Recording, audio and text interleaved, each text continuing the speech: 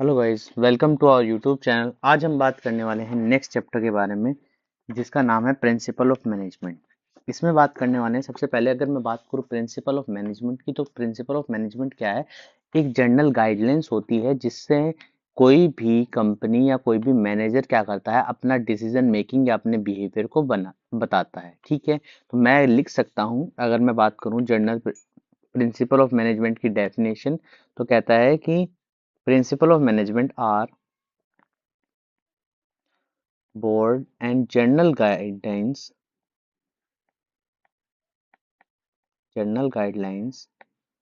for decision making and behavior of manager। अब सबसे बड़ी बात कि भाई इसकी जरूरत क्या है, इसकी फीचर्स क्या हैं, क्यों ऐसा होता है कि प्रिंसिपल ऑफ मैनेजमेंट क्यों इस तरीके से कह सकते हैं कि जरूरी है, और किस तरीके से ये काम करते हैं, क्या इसका नेचर है, क्या इसके फीचर्स हैं, वो सब पढ़ने वाले हैं। तो सबसे पहला फीचर जो है वो है जनरल गाइडलाइंस। अभी बताया प्रिंसिपल ऑफ मैनेजमेंट क्या है, जनरल गाइडलाइंस। ये स्ट्रिक्ट रूल्स नहीं होते, मगर इससे गाइडलाइंस मिलती है कि भाई किस तरीके से काम करना है, मैनेजर किस तरीके से अप्लाई करता है हर सिचुएशन के अंदर। कि सेम प्रॉब्लम में हैव द डिफरेंट सॉल्यूशन, एक सेम प्रॉब्लम है मगर उसके डिफरेंट डिफरेंट सिचुएशंस के डिफरेंट डिफरेंट सॉल्यूशंस होते हैं। ये हर जगह अप्लीकेबल है, जिसको कहते हैं यूनिवर्सल अप्लीकेबल है, कि ऑल टाइप्स ऑफ ऑर्गेनाइजेशन के अंदर ये अप्लीकेबल है, चाहे वो बिजनेस हो, स्कूल हो, हॉस्पिटल हो, वहां पर ये अप्लीकेबल है। Formed by practice and experiment, इसको बनाने के लिए, इन प्रिंसिपल्स को बनाने के लिए ऐसे ही नहीं, बस एक्सपीरियंस लेकर बनाए गए प्रिंसिपल्स है। ऐसा नहीं कि सिर्फ डायरेक्टली बोल दिया किसी ने, ये नहीं, ऑब्जर्वेशन या एक्सपीरियंस करने के बाद है। ये फ्लेक्सिबल होते हैं, समय समय के साथ इनको बदल भी सकते हैं, हम मॉडिफाई भी कर सकते हैं सिचुएशन के अकॉर्डिंग, और बाद में इनको एडजस्ट भी कर सकते हैं जैसे जरूरत हो। मेनली बिहेवियर क्या बोल रहा है, focus on the human behaviour in the organisation. और ये क्या करता है, मैनेजिंग और मोटिवेट करता है एम्प्लॉयज को। ठीक है, आगे बोला है कॉज एंड इफेक्ट रिलेशनशिप, इनके बीच में क्या है, एक एक्शंस और जो रिजल्ट है उनके बीच में एक रिलेशनशिप बनता है। अगर तुम गुड डिसिप्लिन से काम करोगे तो उससे क्या होगा, तुम्हारी जो प्रोडक्टिविटी होगी वो हाई होगी। जैसे कह सकते हैं कि तुम अच्छे तरीके से गुड डिसिप्लिन से पढ़ाई करोगे तो तुम्हारा रिजल्ट जो होगा वो अच्छा ही आएगा। तो ये क्या करता है, दो चीजों के बीच में एक रिलेशन क्रिएट करता है। अब इसके कुछ सिग्निफिकेंस है। क्या क्या सिग्निफिकेंस है देखो, सबसे पहले क्या करता है, प्रोवाइड यूजफुल इंसाइट और टू मैनेजर, क्या सकता है कि ये मैनेजर की हेल्प करता है चीजों को डिफरेंट डिफरेंट सिचुएशन को अंडरस्टैंड करने में। ठीक है, जिससे कि उनकी इंप्रूव होती है नॉलेज भी, और डिसीजन मेकिंग जो एबिलिटी है वो भी अच्छी हो जाती है वक्त के साथ। ठीक है, सेकंड है ऑप्टिमम यूटिलाइजेशन ऑफ रिसोर्सेज, समय समय के साथ जो जब अगर मुझे अपने रिसोर्सेज, समय और काम का इस्तेमाल सही ढंग से करना है तो मुझे प्रिंसिपल अप्लाई करने होंगे। तो ये कहते हैं ensure the proper use of resources like money, time, man power. तो उन सब के लिए क्या करना होता है, मुझे प्रिंसिपल्स अपने दिमाग में रखने होंगे। साइंटिफिक डिसीजन मेकिंग, इसमें क्या करता है, जो लॉजिक्स होते हैं, जो एनालाइज होते हैं, जो गैस वर्क होते हैं, उन सबको अगर डिसीजन मेकिंग अच्छे करने हैं तो मुझे प्रिंसिपल्स अच्छे तरीके से पता होनी चाहिए।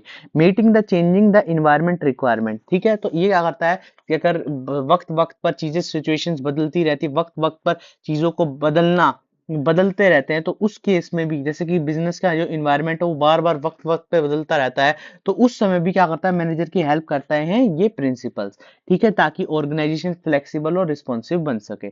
फुल्ली सोशली रिस्पॉन्सिबल, सोशली का मतलब मैंने बता दिया ना, सोसाइटी याद रखना, सोसाइटी याद रखना। तो ये क्या करता है, प्रैक्टिस और रिस्पॉन्सिबिलिटी होती है सोसाइटी की तरफ। ठीक है, ये मेंटेन करता है एक अच्छी इमेज ऑर्गेनाइजेशन की तरफ। अगर ऑर्गेनाइजेशन की अच्छी इमेज ही नहीं होगी तो उसको खरीद, उसके जो प्रोडक्ट्स है उसको परचेज कौन करेगा, कोई भी नहीं करेगा।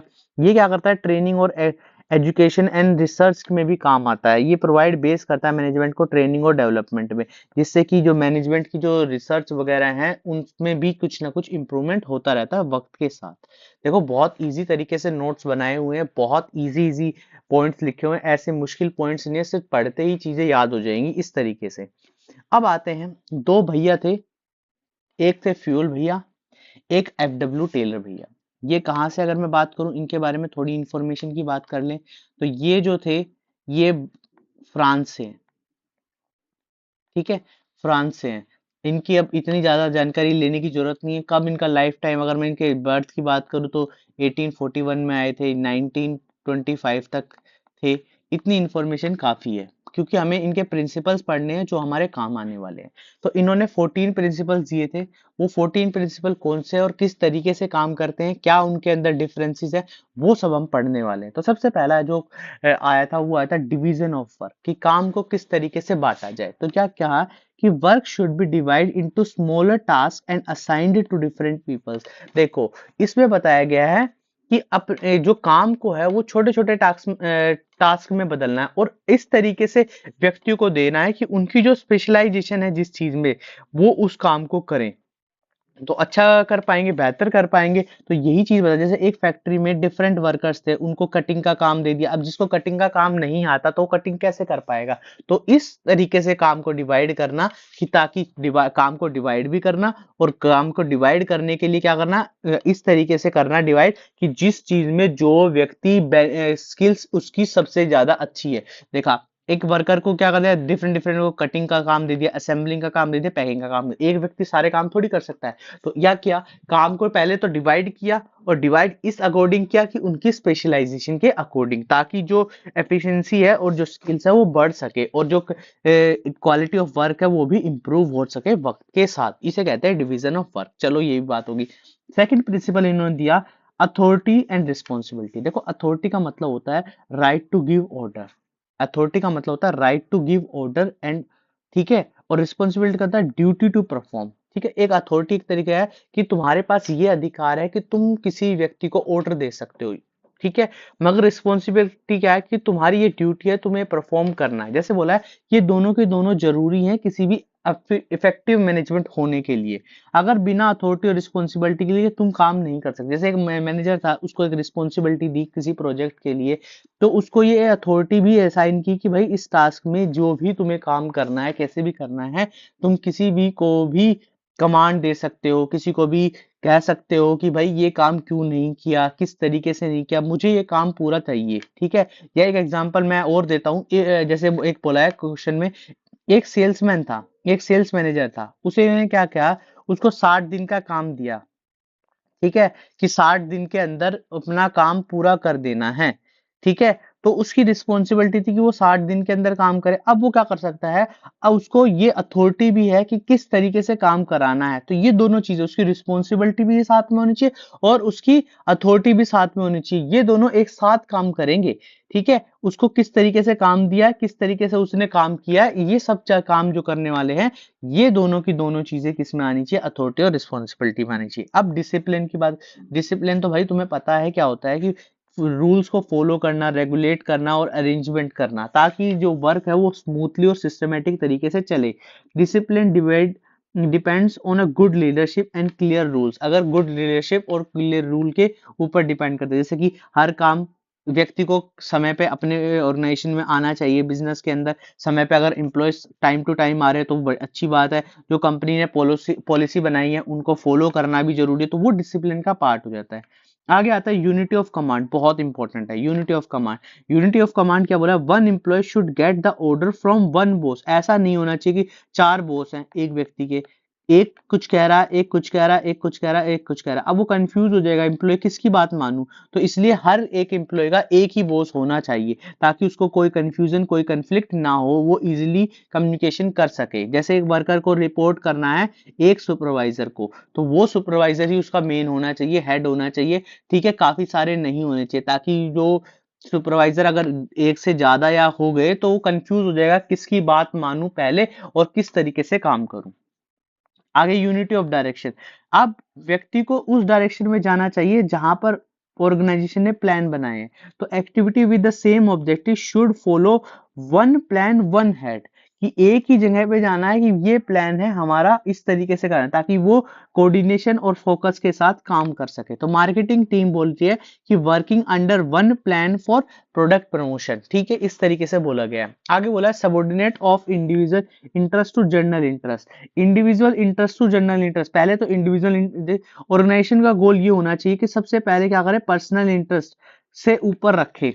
ठीक है, should be above personal interest, से ऊपर ऑर्गेनाइजेशन गोल को रखे, ताकि कंफ्लिक्ट ना हो पर्सनल और कंपनी। क्या कर सकता है कि भाई एक ही employ working for company success instead of personal, worker को ये काम नहीं करना चाहिए कि भाई मेरे को सैलरी मिल रही है, मेरे को ज्यादा सैलरी मिल रही है, या मेरे को सैलरी जितनी मिल रही है मुझे उतना ही काम करना है। उसका मेन मकसद होना चाहिए कि हमें ऑर्गेनाइजेशन गोल को अचीव करना है। ऑर्गेनाइजेशन गोल जो बनाया गया है, अगर उसको अचीव करेंगे तो हमारी जो पर्सनल गोल है वो भी इजिली पूरे हो पाएंगे। तो सबसे ऊपर किसको रखना है, ऑर्गेनाइजेशन गोल को रखना है, ना कि पर्सनल गोल को रखना है। ठीक है, आगे remuneration, salary, employee should receive fair and reasonable wages, इस तरीके से सैलरी और वेजेस मिलनी चाहिए ताकि एम्प्लॉय काम कर सके, अपने आप को मोटिवेट कर सकते और अपने आप को सेटिस्फेक्शन कर सके। समय समय पर बोनस भी मिलना चाहिए, समय समय पर इंसेंटिव्स भी मिलने चाहिए, ताकि क्या कर सके एम्प्लॉयज भी मोटिवेट रहे कि भाई उसे काम करना है, उसे काम के साथ साथ क्या है इतना अच्छा काम करना है, कुछ ज्यादा यूनिट्स भी प्रोड्यूस करनी है, ताकि उसका जो काम हो उस काम के साथ साथ उसे सैलरी भी इंक्रीमेंट पर मिले। तो ये बताया गया है इसमें। अब आता है 8, सेंट्रलाइजेशन एंड डिसेंट्रलाइजेशन, बहुत इंपॉर्टेंट है, वेरी वेरी इंपॉर्टेंट। देखो सेंट्रलाइजेशन सुना होगा, सेंटर, जिसमें सेंटर सबसे बड़ा रोल हो, और डिसेंट्रलाइजेशन उससे उल्टा होता है कि यहाँ पर क्या है, सेंट्रलाइजेशन का मतलब होता है सिर्फ टॉप लेवल मैनेजमेंट ही डिसीजन लेगा, और जब डिसेंट्रलाइजेशन की बात आती है तो इसमें अथॉरिटी डिवाइड हो जाती है। सेंट्रलाइजेशन का मतलब है जैसे हमारे पास हमारी सरकार है, हमारे जो प्रधानमंत्री है वही सारे डिसीजन ले रहे हैं, या किसी भी ऑर्गेनाइजेशन का जो मालिक है वही सारे डिसीजन ले रहा है, तो वहां पर सिर्फ क्या है, सेंट्रलाइजेशन मेथड का इस्तेमाल किया गया है। मगर डिसेंट्रलाइजेशन का मेथड का इस्तेमाल क्या होता है कि हर लेवल पर अथॉरिटी क्या कर दी जाए, पावर क्या कर दी जाए, डिवाइड कर दी जाए, जिससे कि एक बैलेंस बना रहे, ताकि ऑर्गेनाइजेशन में सभी को, अब किसी इंप्लॉय को कोई प्रॉब्लम आती है तो सीधा टॉप लेवल मैनेजमेंट के पास जाएगा, नहीं जाएगा, वो अपने सीनियर के पास जाएगा और वहां से बात कर लेगा। तो इससे क्या होगा, इजीली काम कर पाएगा। तो ये बड़ी जो कंपनीज है, बड़ी ऑर्गेनाइजेशन है, उसके अंदर काम होता है, जैसे बैंकों के अंदर काम होता है। ठीक है, तो इस तरीके से काम किया जाता है। अगर बिल्कुल ही सीनियर पोजीशन का सारे काम करने लग गया तो वहां पर इजी नहीं होता काम करना। तो ये सेंट्रलाइजेशन का मतलब समझ आ गया होगा कि भाई साहब कि जो डिसीजन मेकिंग हो किसके हाथ में हो, टॉप लेवल मैनेजमेंट। मगर डिसेंट्रलाइजेशन में क्या, अथॉरिटी को डिवाइड कर दिया गया है छोटे लेवल पर भी। ठीक है, बैलेंस नेसेसरी होना चाहिए, ऐसा भी नहीं होना चाहिए कि सारी जगह डिसेंट्रलाइजेशन कर दें, नहीं तो छोटे भी बन जाए, और सेंट्रलाइजेशन भी होना चाहिए, ताकि दोनों मिक्स होने चाहिए। कहने का मतलब ये दोनों मिक्स होने चाहिए किसी भी ऑर्गेनाइजेशन में। ठीक है, ताकि टॉप लेवल मैनेजमेंट जो मालिक है उसके हाथ में भी पावर होनी चाहिए, और साथ में जो नीचे वाले उनके पास भी थोड़ी थोड़ी थोड़ी पावर होनी चाहिए, मगर मेन पावर और टॉप लेवल। तो बिग बिग कंपनीज के अंदर ये काम किया जाता है कि ब्रांच मैनेजर वगैरह जो है वो बनाए जाते हैं। अब आता है स्केलर चेन, ये भी इंपॉर्टेंट है। स्केलर चेन होती है एक ऐसी अथॉरिटी जहां पर टॉप से बॉटम तक की एक चेन बनाई जाती है, ताकि जो कम्युनिकेशन हो सके वो प्रॉपर तरीके से हो सके। ठीक है, जैसे वर्कर, सुपरवाइजर, मैनेजर, फिर डायरेक्टर। पहले वर्कर से सुपरवाइजर, सुपरवाइजर से मैनेजर, मैनेजर से डायरेक्टर। मगर इसमें एक वर्ड है गैंग प्लैंक, ये बहुत इंपॉर्टेंट वर्ड है। क्या होता है कि कुछ इस तरीके से बनाया गया है, यहाँ पर मैंने एग्जाम्पल दिया, हाँ यहाँ पर मैं यहाँ पे बना देता हूँ डायग्राम।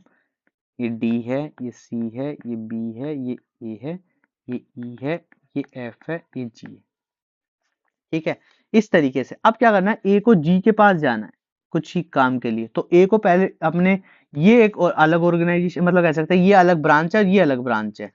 तो कोई भी डिसीजन लेना होगा तो यहाँ बोला गया है, गैंग प्लैंक के बारे में बताया गया है कि ये ऐसी सिचुएशन होती है, स्केलर चेन का कॉन्सेप्ट होता है। इसमें क्या होता है, डायरेक्ट कम्युनिकेशन कर सकते हैं दो एम्प्लॉयज एट सेम लेवल। ये दोनों सेम लेवल पे थे, ए और जी दोनों सेम लेवल पे थे। अब इनको क्या करना है, आपस में कम्युनिकेट करना है, आपस में कोई जानकारी चाहिए, तो क्या करेगा, ये ए से जी के पास जाएगा, डायरेक्ट जा सकता है किससे, गैंग प्लान से या स्केलर चेन से। मगर अगर इसके ये गैंग प्लान ना होता तो इसको ए को बी से बताना होता, बी को सी से, सी को डी से, फिर डी ई को बताता, ई एफ को बताता, फिर जी तक पहुंचता। तो एक लंबा प्रोसेस हो जाता है, टाइम कंज्यूमिंग लगता है। तो इसके अंदर क्या कर सकता है, स्पीडली इंफॉर्मेशन हो सकती है। ए बता देगा भाई साहब कि भाई अगर तुम इतना ए को जी से बात करनी है कि हम इतना प्रोड्यूस कर रहे हैं, आप इस तरीके से सेल करो, आप इस तरीके से सेल करोगे, इस तरीके से कस्टमर मोटिवेट होगा, आप हमारी प्रोडक्शन भी बढ़ेगी और आपकी सेल भी इंक्रीज हो जाएगी। तो इस तरीके से काम करता है, और स्पीडली और टाइम टू टाइम काम होता रहता है। तो ये सब बताया गया है। ठीक है, इतनी बात समझ आई। कोई भी पॉइंट अगर नहीं समझ आता तो बता देना भाई, दोबारा से समझा दिया जाएगा और अच्छे तरीके से। बिल्कुल इजी नोट्स बनाए, कुछ भी ऐसा नहीं डाले कि ताकि जिससे कि तुम लिख नहीं पाओ। बिल्कुल इजी से इजी नोट्स प्रॉपर तरीके से बनाए गए हैं। देखो लाइन टू लाइन है, कितने छोटी छोटी लाइनें लिखी हुई हैं। इतनी लाइनें याद करने में कोई प्रॉब्लम नहीं होनी चाहिए, ठीक है। अदरवाइज बच्चों क्या होता है, बहुत बड़ी बड़ी स्टेटमेंट्स होती है जिसको याद करने में थोड़ी प्रॉब्लम आ जाती है, ठीक है। तो ये चीज ध्यान रखना, इस तरीके से बोला गया है। आगे ऑर्डर की बात करते हैं कि right person at the right job and place. इसमें बात की गई है कि एक ऐसी प्लेस जहां पर बोला a place for every one and everything in his its place. इसमें कहने का मतलब क्या है कि भाई सबको स्किल्ड वर्कर्स को असाइन किया जाता है। ऑर्डर क्या कहता है, ऑर्डर भाई साहब यही तो कहता है ना कि भाई सबको एक जगह पर सही तरीके से चीजें रख देनी है, सबको सही तरीके से। तो यहाँ यही बताया गया है, स्किल्ड वर्कर को उसके स्किल के अकॉर्डिंग काम दिया जाता है। Skilled workers assigned to skilled work, ठीक है। या कह सकते हैं कि एक सही व्यक्ति, right person at right job and place, कि सही व्यक्ति सही जगह पर पहुंच जाए, उसे कहते हैं ऑर्डर। इक्वलिटी की बात करते हैं कि मैनेजर शुड बी फेयर, सबको समान मानना चाहिए। फेयर, काइंड एंड इम्पर्ट, इसमें ये बताया गया कि सबको एक जैसा मानना चाहिए, ठीक है, जिससे ट्रस्ट क्रिएट हो, लॉयल्टी क्रिएट हो अमंग्स एम्प्लॉयज, ठीक है। सबको इक्वल ट्रीट करना चाहिए, मैनेजर को या ओनर को, ठीक है। अगले वाले बताया कि एम्प्लॉयज को जॉब सिक्योरिटी मिलनी चाहिए। स्टेबिलिटी ऑफ ए पर्सनल का मतलब है कि भाई एम्प्लॉयज तभी तो सिक्योर मानेगा ना, तभी तो ऑर्गेनाइजेशन में काम करेगा जब वो सिक्योर होगा। अगर उसकी जॉब सिक्योर ही नहीं होगी तो कैसे काम करेगा, ठीक है। Reduce turnover and increase the efficiency. Long term employment improve the performance. अगर लंबे समय तक एक व्यक्ति चलता रहेगा, एक व्यक्ति लंबे समय तक काम करता रहेगा, तो उसमें क्या फायदा होगा, उसमें यही तो फायदा होगा कि वो व्यक्ति लंबे समय तक काम कर रहा है तो उसको एक कॉन्फिडेंस हो जाएगा कि भाई मुझे इस पोस्ट से तो हटना नहीं है, मैं अच्छे तरीके से और काम करूंगा तो मेरी ऑर्गेनाइजेशन और बेनिफिट मिल पाएगा। तो वो लंबे समय तक एक ट्रस्ट बिल्डअप हो पाएगा और साथ में चीजों का इस तरीके से काम कर पाएगा कि ताकि वक्त वक्त पर चीजों की परफॉर्मेंस भी क्या होने लगी, इंप्रूव होने लगेगी। और इस तरीके से लॉन्ग टर्म एम्प्लॉयमेंट बहुत ज्यादा जरूरी होता है। अगर एक व्यक्ति एक दिन काम करके और दूसरे दिन उसको हटा दिया गया है तो कभी भी ऑर्गेनाइजेशन डेवलप्ड नहीं हो, या कह सकते हैं कि अपने गोल को अचीव नहीं कर पा सकती। इनिटेटिव, इसमें बताया गया कि भाई साहब एम्प्लॉयज को ये एनकरेज करना चाहिए कि तुम भी न्यू आइडियाज दे सकते हो, तुम भी सजेस्ट कर सकते हो, ताकि एक इनोवेशन हो सके, ताकि एक कॉन्फिडेंस आ सके व्यक्ति को। कि भाई अगर कोई भी एम्प्लॉय से, कोई भी मालिक आप पूछता है कि तुम्हें, कि तुम कुछ भी आइडिया दे सकते हो, तो इससे क्या होगा, एम्प्लॉय भी सोचेगा यार हाँ, मालिक हमें क्या सोचा, इसी कंपनी का ही मान रहा, इसी कंपनी का पार्ट मान रहा, तो इससे हमें क्या करना चाहिए, हमें ये सोचना चाहिए कि भाई न्यू आइडियाज देने चाहिए ताकि इन फ्यूचर हमारी जो कंपनी है वो अच्छा कमा सके और हमें भी कुछ ना कुछ बेनिफिट दे सके। तो यही चीज क्या करता है, इस वाले में बताया था, suggesting better way to complete the work. अगले वाला क्या है, टीम स्पिरिट होनी चाहिए। टीम स्पिरिट होनी चाहिए, अगर टीम स्पिरिट नहीं होगी, यूनिटी नहीं होगी एम्प्लॉय में, तो कभी भी कॉमन गोल अचीव नहीं हो पाएगा। तो इसलिए टीम वर्क और म्यूचुअली सपोर्ट होना चाहिए ऑर्गेनाइजेशन में। तो ये 14 प्रिंसिपल थे जो आपको अच्छे तरीके से आ जाने चाहिए। देखो इतने अच्छे तरीके से लिखे हैं, अगर किसी को कुछ भी याद नहीं रहता, इसके अलावा भी बहुत सारे पॉइंट्स लिख सकते हो, मगर मैंने कोशिश की है कि यहाँ पर 3-3 पॉइंट सभी में डाले जाए कि अगर 3 मार्क्स में आता है तो आप इस तरीके से लिख पाओ। और एग्जाम्पल के साथ दिया गया है सब चीजें, सारों में एक एग्जाम्पल जरूर डाला है ताकि आपको इतना इजी लगे कि ये क्वेश्चन याद करते समय इजी हो जाए। और 100% आने वाले हैं 3 से 4, ये ध्यान रखना, ठीक है। मैंने यहाँ पे लिखे नहीं कि वो 14 प्रिंसिपल पढ़ लो, नहीं तो एक वीडियो है जो फर्स्ट वीडियो होगी प्लेलिस्ट पे, वो जाकर देखो, इसी में वहां पर मैंने ये बताए गए हैं कि कौन कौन से मोस्ट इंपोर्टेंट है, तो वो सभी भी कर लेना। तो वो सभी इंपोर्टेंट है, वो सभी भी करके जाओगे तो चीजें इजीली सॉल्व होंगी। इसमें कोई ऐसा केस बेस्ड क्वेश्चन नहीं आता, तो कोई केस बेस्ड कोई प्रीवियस ईयर क्वेश्चन नहीं डाला है, सिर्फ यही जो चीज लिखवाई है यही याद करने हैं। जो लिखवाया है सिर्फ उतना ही याद करना, इससे फालतू कुछ भी याद नहीं करना।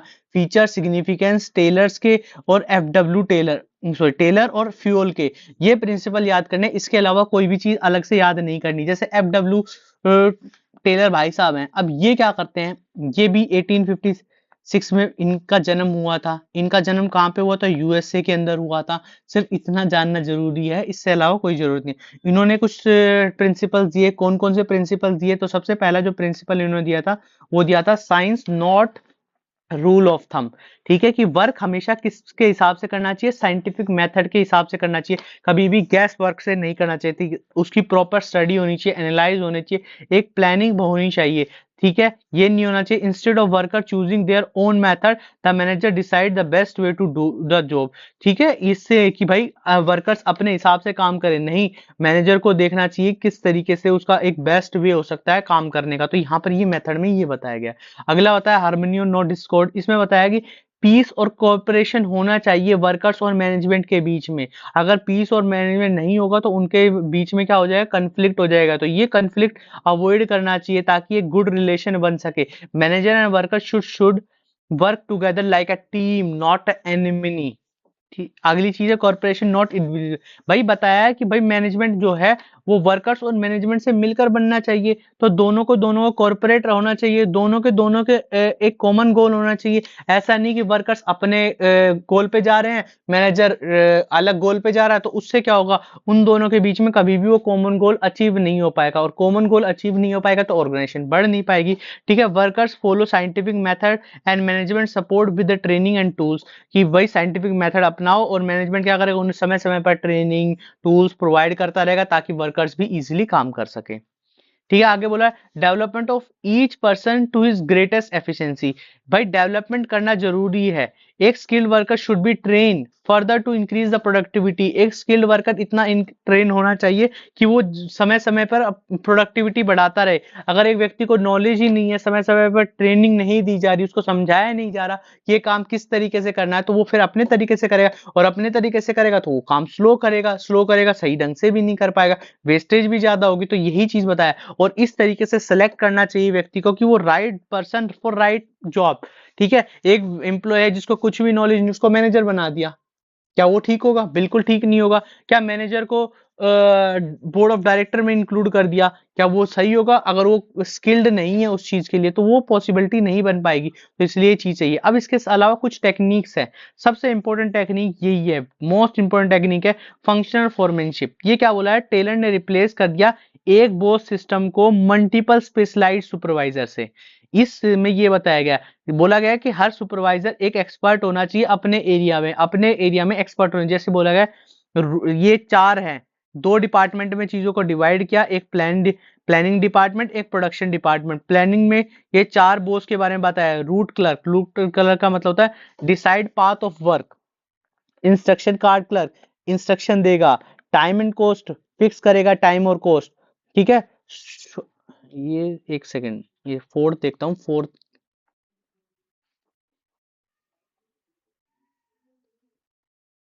ठीक है, हाँ, डिसिप्लिनरी होगा, ये नहीं है, ठीक है। मेंटेन डिसिप्लिन वगैरह रखना जरूरी है, ठीक है, कोई भी मेंटेन करेगा, कौन करेगा, और डिसिप्लिन वगैरह के लिए, मेंटेन कराने के लिए कोई ना कोई व्यक्ति चाहिए। स्पीड बोस्ट इंश्योर स्पीड, क्या सही तरीके से काम हो रहा है, टाइमली काम हो रहा है, टाइमली एक्यूरेट तरीके से काम हो रहा है। ये आता है गैंग बोस, बहुत इंपॉर्टेंट है। Arrange the machines and tools, भाई टूल्स और मशीनरी मिल पा रही है। Repair Bose handle the maintenance, तो ये 8 बोस अगर होंगे, और आगे इंस्पेक्टर चेक द क्वालिटी, अगर ये 8 बोस होंगे तो अपने अपने फील्ड में अच्छे होंगे, अपने अपने फील्ड में अच्छे होंगे, तो इसका मतलब क्या कर पाएंगे, ये इजिली हैंडल कर पाएंगे वक्त के साथ सब चीजें, तो ये चीज यहाँ पर बताई गई। तो दो डिपार्टमेंट में चीजों को बांटा जाता है, फोरमैनशिप, प्लानिंग और प्रोडक्शन डिपार्टमेंट में, और इस तरीके से बांटा गया कि यहाँ पर एक सिस्टम की बजाय, एक बोस सिस्टम की बजाय मल्टीपल बोस सिस्टम्स को इंक्लूड कर दिया गया, जो अपने एरिया में एक्सपर्ट थे और आसानी से जो वर्कर्स को गाइड कर सकते थे। अब आता है नया स्टैंडर्डाइज एंड सिंप्लीफिकेशन। स्टैंडर्डाइज का मतलब fixing the uniform standard for tools, methods and working conditions.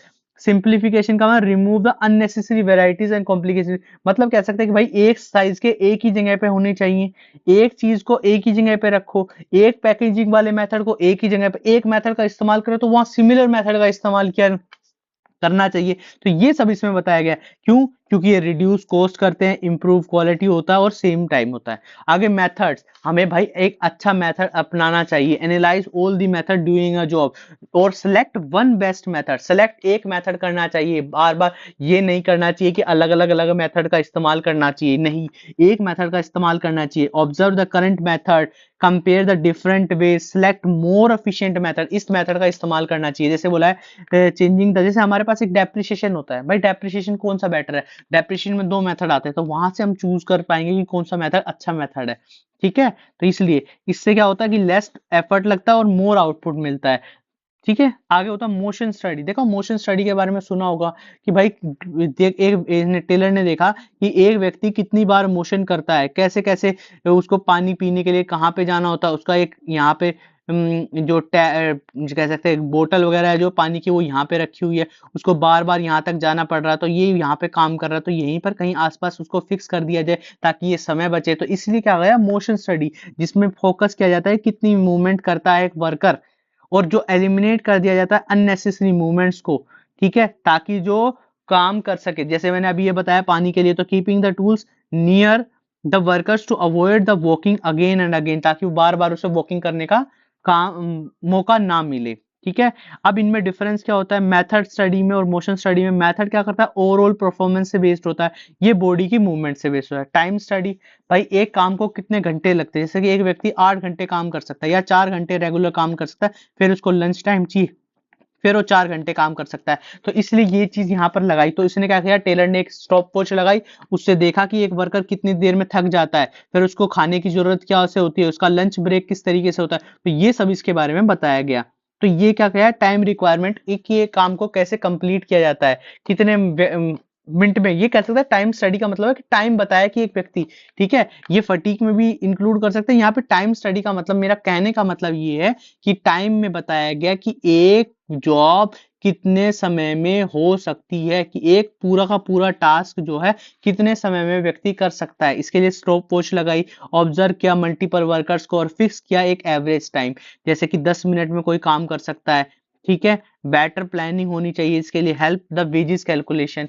Fatigue, जैसे फटीक का भी एग्जांपल दिया, एक व्यक्ति 4 घंटे में थक जाता है 4 घंटे काम करके, फिर उसके बाद वो 4 घंटे फिर और काम कर सकता है, तो बीच में लंच टाइम। ठीक है, तो ये इसमें भी इंक्लूड हो जाता है। फटीक कह रहा है कि एक व्यक्ति कितनी देर में टाइर्ड हो सकता है, थक सकता है।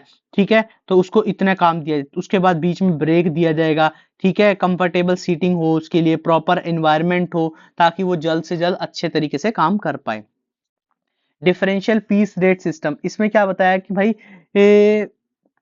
वर्कर्स को डिफरेंट डिफरेंट पेमेंट करके देखी, पीस रेट सिस्टम लगाया, different different piece rate, worker are paid differently based on performance, performance के बेस्ड पर चीजों को पे किया। तो इस तरीके से कि भाई जो बिलो स्टैंडर्ड है उसको कम पे किया जाएगा, जो अबव स्टैंडर्ड उसको हाई पेड किया जाएगा। जैसे बोला कि स्टैंडर्ड 50 रूट्स, एक वर्कर ने 40 बनाए तो उसको लो, एक वर्कर ने 60 बनाए उसको हाई पे किया गया। तो इससे मोटिवेट होता वर्कर, और ताकि चीजें इंक्रीज हो सके प्रोडक्टिविटी।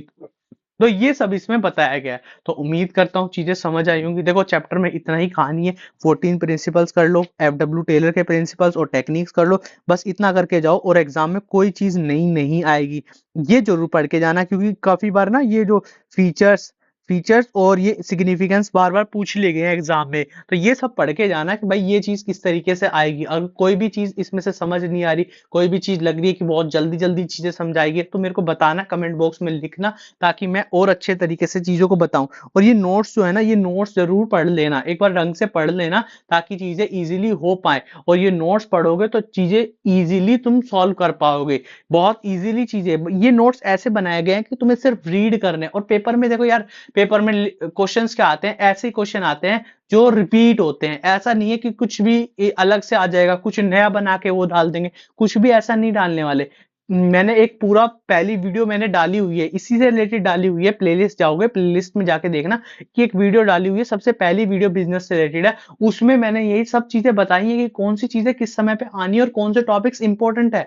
वो टॉपिक्स भी इंपॉर्टेंट मैंने बता दिए, और इंपॉर्टेंट टॉपिक की वीडियो भी मैंने बना दी। तो ये सारे के सारे काम इस चैनल पे हो रहे हैं, तो चैनल को यार लाइक करो, शेयर करो, जितना हो सकता है शेयर करो ना। जितनी चीजें होंगी वो अच्छे तरीके से हो रही हैं, बहुत प्यारे तरीके से हो रही हैं, अच्छे तरीके से चीजें समझाई जा रही हैं, कोशिश किया जा रहा है कि आपके लिए इजी से इजी सोर्स लाया जाए।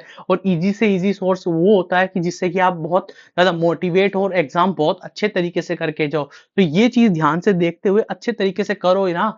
एक एक चीज को बड़े प्यार से तरीके से समझाई गई है। ठीक है, तो आज के लिए इतना ही करते हैं। वीडियो पसंद आए तो चैनल को लाइक करो, शेयर करो। हमने सेकंड चैप्टर कंप्लीट कर लिया, कोशिश करेंगे जल्द से जल्द कुछ चैप्टर्स एक साथ मर्ज करके भी दे दिए जाएं। ठीक है, और जल्दी से जल्दी ये जो तुम्हारा जो एग्जाम है ये बिजनेस का, इससे पहले पहले सब चीजें कवर करा दी जाए। ठीक है, तो आज के लिए इतना ही करते हैं। वीडियो पसंद आई तो चैनल को फिर से लाइक करना, शेयर करना, सब्सक्राइब करना, कमेंट भी करना भाई। कमेंट भी अच्छे अच्छे डाल दो। ठीक है, कमेंट अच्छे डालोगे तो एक मोटिवेशन मिलता है। ठीक है, और अच्छे तरीके से और भी बेहतरीन कुछ नई चीज इंक्लूड कर दें हम। ठीक है, तो आज के लिए इतना ही। Thank you.